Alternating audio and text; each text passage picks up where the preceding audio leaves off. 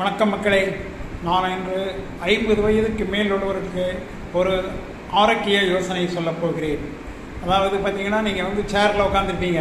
சேரில் உட்காந்து ஒரு கொஞ்ச நேரம், ஒரு 20 நிமிஷம் இல்லை 1/2 மணி நேரம் கூட உட்காந்துருப்பீங்க. பட்டுன்னு எழுந்துச்சு நடந்துடாதீங்க, மெதுவாக எழுந்துடுங்க. அதுக்கப்புறம் கொஞ்ச நேரம் நின்று எழுந்து போங்க, அது பிரச்சனை இல்லை. நீங்கள் பட்டுன்னு எழுந்துச்சு பண்ணிங்கன்னா தடுமாற்றம் வர்றதுக்கு உண்டான வாய்ப்புகள் அதிகம் இருக்குது. அந்த மாதிரி நிறைய பேருக்கு நடந்திருக்கு.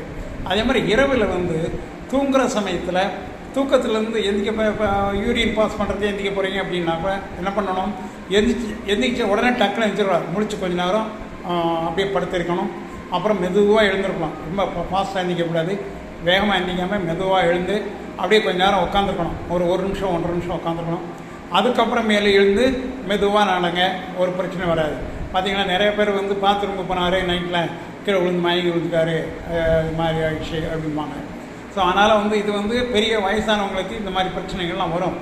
டக்குன்னு வந்து நம்மளுடைய உடம்பு வந்து நம்ம நினச்ச மாதிரியெல்லாம் ஈடு கொடுத்து வேலை செய்யாது. அதனால் என்ன பண்ணணும், படுத்தது முழிச்சுக்கிட்டு கொஞ்ச நேரம் கையை காலம் ஆடிட்டு இருக்கலாம். ஸோ ஒரு நிமிஷம் அதுக்கப்புறம் எழுந்துச்சி மெதுவாக எழுந்துச்சி 1 நிமிஷம் உட்காந்துட்டு இருக்கணும், ஒரு 1.5 நிமிஷம் உட்காந்துருக்கணும். அதுக்கப்புறமேலும் நீங்கள் எழுந்துச்சி பாத்ரூம் பண்ணிங்கன்னா பிரச்சனை வராது.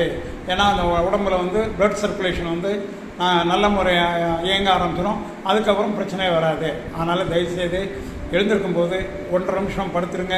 அதுக்கப்புறமேல முழிச்சு படுத்துருங்க, கையை காலாட்டுங்க.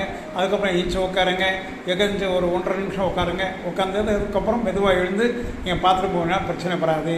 இது வந்து 50 வயசுக்கு மேலே உள்ளவங்களுக்கு இந்த ஆலோசனையை நீங்கள் பின்பற்றினீங்கன்னா உங்களுடைய உடல்நிலை பிரச்சனை வராமல் பார்த்துக்கொள்ளலாம். உங்களை காப்பாற்றிக் கொள்வதற்கு இது நன்றாக வழி செய்யும். நன்றி, வணக்கம்.